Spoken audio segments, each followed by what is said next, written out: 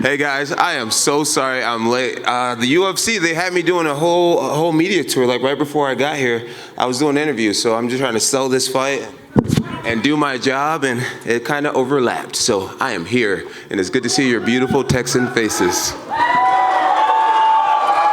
right. How are you holding up to the media grind? Because I feel like I saw you on TV like 14 hours ago, and here you are still going strong. Yeah, John, it's been a long day for sure. It's been a long day, but dude, my job is to do what the UFC asked me. So I've been trying to do my best and do as much media as possible, and I'm still working. You are still working. Well, we're going to get you out of here. 2 workouts tonight, so yeah. A couple workouts tonight. All right, we got a few fan questions from Twitter, and then we'll get back to the media questions, and time permitting, some love for the fans on the way out. This one from Elliot_Jon Jones. He's got your name in his handle, so he's a big fan. All right. Wants to know, and you've been asked this a lot this week, what is next for you after this? Ultimately, what are you looking to do over the next year? Hey, so real quick, I got booed a little bit when I walked out here, right? So if you are here to support me, I got some gifts, so I want everybody to support me to kind of make it over this way, okay? Walk right on over this way if you're here to support me. I got some really great gifts. Oh, there we go. Look at that. All right, smart guys. All right. There we go. All right. Get over there. Yeah, he's got to get over with that T-shirt. With that T-shirt, you might want to be on this side. All right. Now look at that army over there. I appreciate you guys so much. Woo! Let's go. Got the whole team aligned now. Oh yeah, that looks about right. All right. In terms of the heavyweight division, and obviously one of your fans, that's what he's sort of alluding to. You talked about it on ESPN this morning, that it stands to reason it might be easier for you in some respects when you do move up. But how soon could that realistically happen in your mind? You know, at the end of the day, I feel like if it's not broke, don't fix it. And so much has been going right in the light heavyweight division. I feel like there's always going to be great competition as long as guys are dreaming and aspiring to achieve great things, and it's going to be my job to stay where I'm at and to be a dream killer in a way.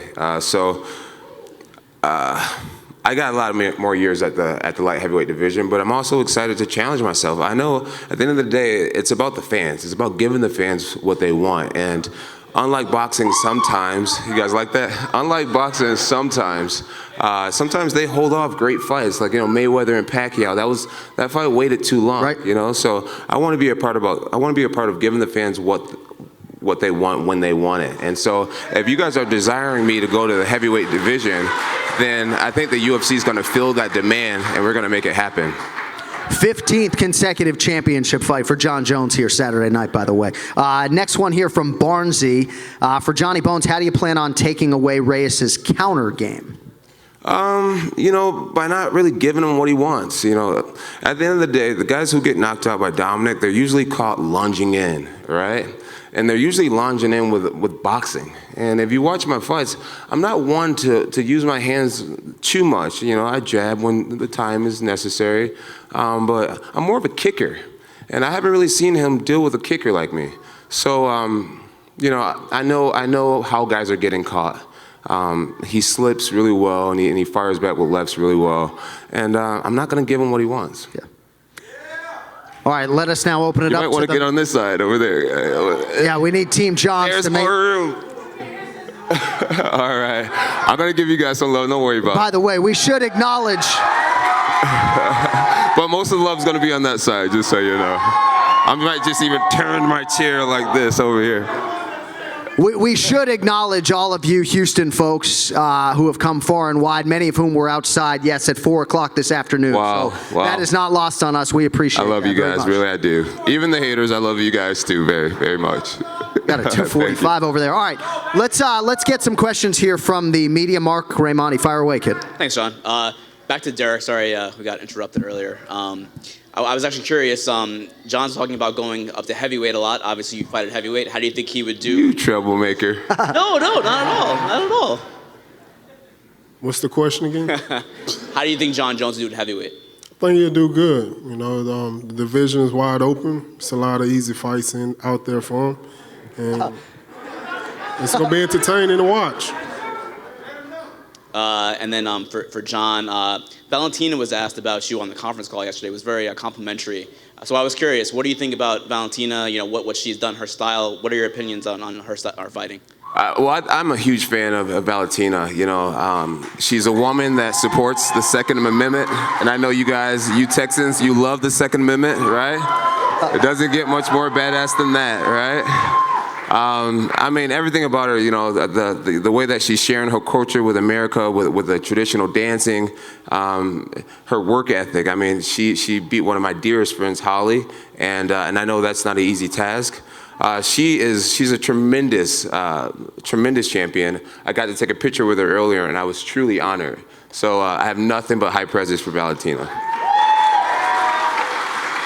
And then one more thing for me. Dominic Reyes was up here earlier, of course, and he was asked about your boxing, and he said that he feels like that's something that he could exploit, he can capitalize. He thinks that he's a better boxer than you.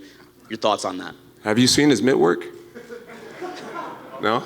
He has a tremendous left hand. I'm sure he's going to work hard on his right hand, especially because I've brought it up so much. But my job is not to go out there and get in a boxing match. You know, shout out to my boxing coach, Aaron Seriano, my other boxing coach, Brandon Gibson, my kickboxing coach, Mike Winklejohn, and my new Muay Thai coach, Alex, over there. And you guys can clap for Alex too. I know you guys don't know him. He's the funny guy with the mustache. Alex, stand up, the funny looking fella. There he is. But my job is not to go out there and get in a boxing match. My job is to be the better mixed martial arts fighter. Like I said, I'm very aware that his best counters come in boxing combinations, and I'm not going to give him what he wants. You know what I mean? It's going to be a mixed martial arts fight. All right, Jon over here.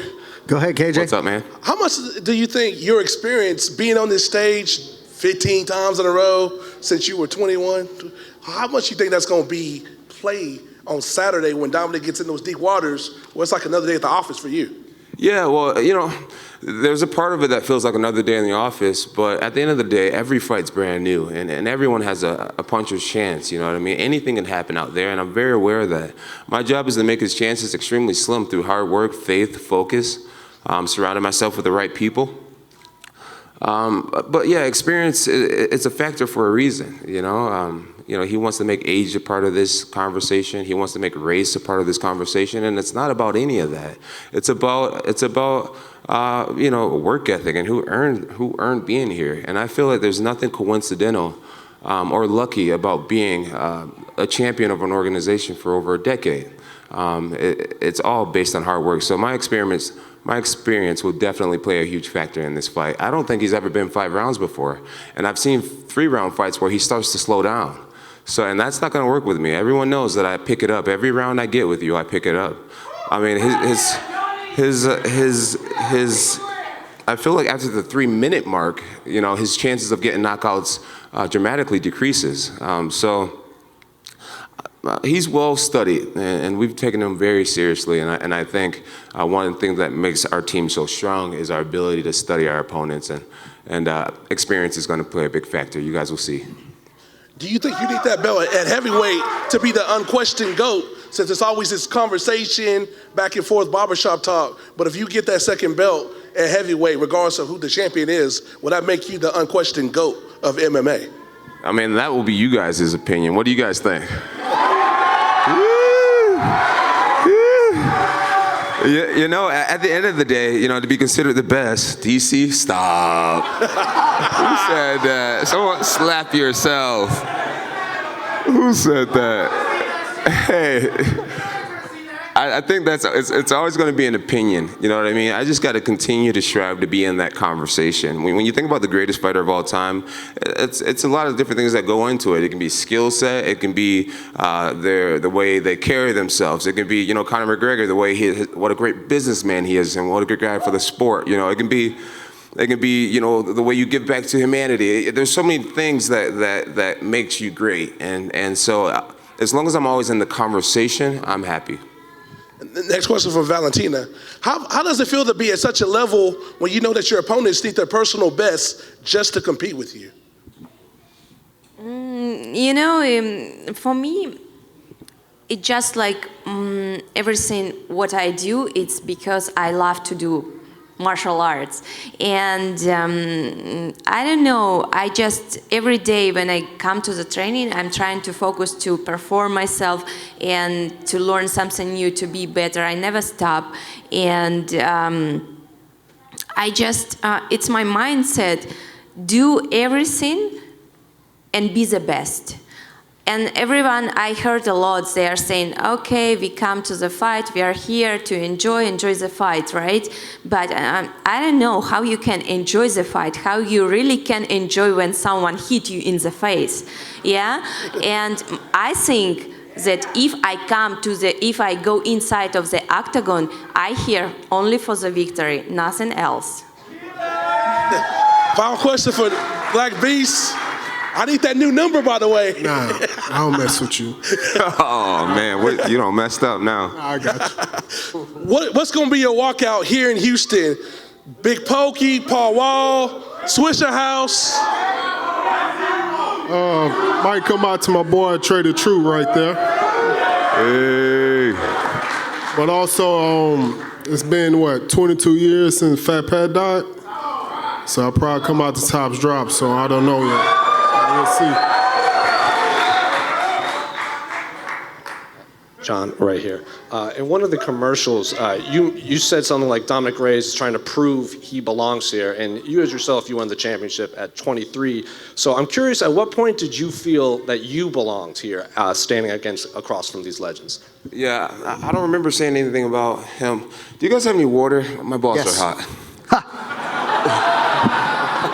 I had to, dude. I say it to you every time I see you. I got my kids in the front row, sorry girls. It's all good. I had But, to. I heard that I'm the only athlete here, though. Say it again? I'm the only athlete here. That's what Reyes said. Is that what he said? Nah. I mean, you're a tremendous athlete, man. Aren't you in the running for the most knockouts in heavyweight history? Yeah. This fight right here. Houston's own, guys. Houston's own, man. This fight right here should be the most knockouts. I'm proud to consider you a buddy, man. That's epic. That's history. I'm sorry, what was the question again? It's basically, when did you feel you belonged inside the octagon, standing across from these legends? You know, honestly, it was after I won my very first fight. You know, like to go from a small town and to feel like a very average young man, which I am, and which the way I felt. To making it to the UFC was like a dream come true. I realized that people from a small town could do extraordinary things. It was a dream come true. And then to beat one UFC fighter, I feel like it humanized every UFC fighter. And that's when I realized that I can do it. That I was enough to be a person that could be great. And now my beliefs are that we all bleed. If you can beat one UFC fighter, you can beat any UFC fighter. And so it started with my very first fight, man. When I heard, and the winner is Johnny Bones Jones, and I got to raise my hand for the first time, I decided that I would fly and try to never come down. And then since the passing of Kobe Bryant and his daughter, the hashtag #GirlDad was trending across social media. You yourself fall into that category. So I'm curious, what does GirlDad mean to you? Girl, stand up real quick for me. Guys, these are my daughters right here. They are super shy. You guys can sit down. And their beautiful mother, Jessie, and my mother-in-law, Sheila. So I am a girl dad, and I love it, man. They say that little girls grow up to take care of their dad forever. And I'm surrounded by little girls, and I know that I'm gonna be in good hands for the rest of my life. When I'm old and crazy, I tell them they better stop by and cook me a meal and check on me, make sure I got clean laundry, right? And make sure I got a lot of love. So being a girl dad is awesome. Obviously, I want a son so bad, but these girls are more than plenty. They're gonna do extraordinary things with their lives, and I'm just excited to see the way they turn out. I'm a blessed man to have so much love around me. One final one for both of the champions. Jon, a lot's been made on your consecutive title defenses, and Valentina, you've stated numerous times you want to rack up title defenses. So what is more important, growing as a martial artist, or just winning inside the octagon and continuing that streak? I think it's growing. It's growing at the end of the day. I feel like, Dominic said something on Instagram, and you can take it two ways. He said being a champion isn't about winning the belt. And it's about the person you become in life, and it's about having love and things like that. And I totally agree with that. The other half of me feels like that's his way of preparing himself for a defeat. But at the end of the day, being a martial artist, what it means to me is being aware that there's so many things we can work on, whether that's in your relationship, whether it's as a father, as an athlete. It just basically means that, there's, I say a black belt is a black belt because they know how much they don't know yet. And I truly stand here as a guy who has so much more to learn about life.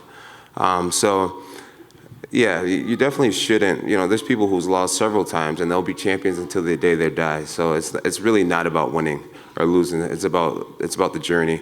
It's about self-improvement. Jon, it's this little back and forth rivalry, if you will, with Dominic Reyes has been a little bit unexpected, but it's been pretty entertaining as well. Do you remember the moment you were like, I don't like this guy? Like, what was it? When he mentioned party favorites and that he wanted the belt and not party favorites, I just felt like it was a very immature way to go about things. I mean, it's like you're knocking out everybody, so you obviously have the attention of myself in the UFC. There's no need to bring up my past. It was just a silly way, an immature way, honestly, to get this thing all started off. It didn't help him get the fight. The reason why I chose to give him this opportunity was because he's knocked out everyone, and he's the scariest other guy in the world that I haven't fought yet. So yeah, he got this fight. Well, he started this fight being just completely immature, and now that I've gotten back at him, acknowledging that he has stinky breath. That's factual. You ask his camp, ask his. It's factual. Ask Dana White. And then just calling him on his stuff, like saying he's the best Apple Valley athlete and how he's considered himself the best athlete that I've ever faced. I mean, that's insulting to everyone I've ever faced. What does that even mean? How are we all not athletes? You know what I mean? Like, just to make the UFC roster, you have to be an extraordinary athlete. So yeah, the moment I realized that this guy was a little bit of a clown was when he won his fight and he mentioned party favorites right away. It was just immature. Did you ever think you'd find yourself in a position to be calling somebody immature? No. No, quite frankly, no. And I'm probably still not in a position to be calling anybody else immature, but I'm a work in progress, I guess. Nice. I know you and your team are meticulous. That was a little jab. That was fun. It's fun. Jon always doing that. Somebody boo this man. Thank you, guys. I love you guys. Hey, Jon, I know that you and your team are meticulous about breaking people down, game plans, that sort of thing. So your personal dislike for him aside, anything as an athlete you look at and say, like, this guy's got something? Yeah, he does, man. He has some power. He has power. We can't deny that. I've seen him kick people in the head and knock them out. I've seen him drop people with that left, and you gotta respect it. At the end of the day, I can sit in front of you guys and act like I got it all in the bag, but at the end of the day, you don't know what's gonna happen out there. Anything can happen out there, so I just gotta respect him tremendously, which I have. We've done everything possible that we can do to be strong mentally, spiritually, physically for this fight, and yeah, he's a worthy opponent. This fight is definitely worth tuning into. Anytime you get a guy with the type of knockout power he has, it's worth tuning into. Last thing for me, Jon. He does tickle my pickle. This is true. Last thing for me, Jon. I mean, you're saying, hey, listen, you'll do whatever the fans want to see. But let me ask you. I mean, you've got all these records, and people call you the greatest of all time. I mean, what do you want to accomplish before you call it a day, before you hang it up? I mean, what is on the list that you want to check off before you're done? Honestly, I don't think it has anything to do with fighting anymore. I wanna get things together. like in a way where my daughters can be extremely proud of me when I walk away from this. I wanna use some of my influence to help people, to start giving back. I've lived selfishly for a long time, and as a fighter, fighting at this level especially, you have to be selfish. But I'm starting to get to a place where I'm realizing that this platform is way more about championship belts, way more about rubies on your belts. Yeah, it's about, what are you doing for somebody else? Are you being an example? Are you being a role model? Are you giving back? Are you encouraging people? And I'm starting to really transition into that type of person. So that's what I want more than another title. That's what I want more than the heavyweight title, is to walk away and people say, this guy came, saw, and conquered, and he made this world somewhat better. That's what I really want. John, right here, just to piggyback off what you just said there, I mean, how important is it to have your girls here and see you setting this type of example? And at what point was there maybe a change in mentality to know that you're a role model, people look up to you, and that you need to represent yourself in the best possible way? Yeah, just all the time that I've spent, in suspension and not being respected because of some of my behaviors. I think that was really my wake-up call. And potential and talent's the worst thing to waste. When you found your passion, it's the worst thing to waste. And I think it's very important for my daughters to be here, to see their dad at work. I never let them come see my fights. The Alexander Gustafsson fight taught me that maybe they shouldn't be in attendance. But things like this are things that they can be a part of, and I think it's really empowering for them and everybody here to know that all three of us up here are very, very average people from small towns who are, Derrick especially, he's from here, and he's one of you guys, and if he can be up here making his dreams come true, why can't you guys? So that's the motivation. And of course, you've had your little back and forth with Dominic and stuff, but does that maturity also play into the fact that you can put that stuff aside and give him the opportunity because you think he's the top contender? And I know Corey Anderson had the little thing at the Fitness Expo in New Jersey and stuff, but it's part of that maturity. You can put all the stuff to the side and take on the biggest challenge because that's what is best for your career. It's the right thing to do. It's what the fans want to see. They want to see me. If I'm not going to go heavyweight, I got to fight the guy that everyone thinks can win, and I think he's the next guy that people think can win. Everyone was really excited about Johnny Walker for a while, and he got derailed by Corey Anderson. But Corey Anderson, he doesn't really finish people. You know what I mean? He did finish Johnny, but he's not a finisher. And I think fighting me for 5 rounds, you saw what happened to DC, the guy whose slogan was "Embrace the grind." I outgrinded him. So I'm not afraid of a guy that's going to try to outwork me. It's more intimidating to fight a guy that can knock your lights out. And so I'm giving the fans what they want is to see me in a dangerous spot. And what was your question? What was the other question? No, that was basically that was it. Answer. And, and emotion aside, I'm very aware through all these years of fighting some of the most dangerous guys and some of the best talkers like Rampage Jackson and these guys that are going to really get under your skin, Rashad Evans. I know that emotion won't do anything for me on Saturday night. So, like I said, I didn't take this fight because he insulted me. He can say anything about me that he wants. I can say anything about him that I want. And at the end of the day, it won't make a difference on Saturday night. It's going to be who has their head together, who's more prepared mentally, physically, to get the job done. And I believe that's me and our team. And last thing for me, we'll see what happens with the heavyweight stuff, but there is, a very important light heavyweight fight just next week in New Mexico, not far from Albuquerque. Will you be going to watch Corey and Jan fight, in person? I think I may be taking my family on a little vacation, to be honest with you. If we're in town, then more than likely I'll go, but that, I can watch it on TV and still get a lot out of it. Any idea who you think wins? I think Corey will win. I think he's a little bit more versatile, and he appears to have this chip on his shoulder that I want to chew up. Thank you. Love the sweater, by the way. Oh, thank you. I wasn't going to wear it, but my other shirt got all ruined, and I'm like, okay, forget it. So I feel like a bumblebee up here. But anyways. Johnny Bones, you've beat a lot of legends in this sport to date. Who's been your toughest opponent so far from a physical standpoint? I would have to say between Alexander Gustafsson and Thiago Santos. They both pushed me tremendously. One of your idols is Muhammad Ali. If he was still alive today, what would you ask him in a conversation? How can a man be so brave? He was so brave. He stood up for so much. You know, he was confident in a time that it was dangerous to be too confident. You know, he said no to our government about, you know, going to war. He was willing to put his freedom on the line to stand for what he believed in. And just so brave, you know, so brave. I aspire to be that type of man and stand by my beliefs in the same way. Valentina, you and your sister Antonina have some of the best open workouts, some electrifying moves, great leg dexterity. The last time you were fighting in Chicago, put on a show. Do you like this open panel question format better than the open workouts? It's different. It's very different. Here I'm sitting, not using much energy, and there I have to work, sweat. I would say I enjoy both. But of course I would love to share like a scenario with my sister and to let people know a little bit more about Muay Thai Sisters power workout. Lastly, Black Beast, underneath that hoodie, you look good. Your diet's on point.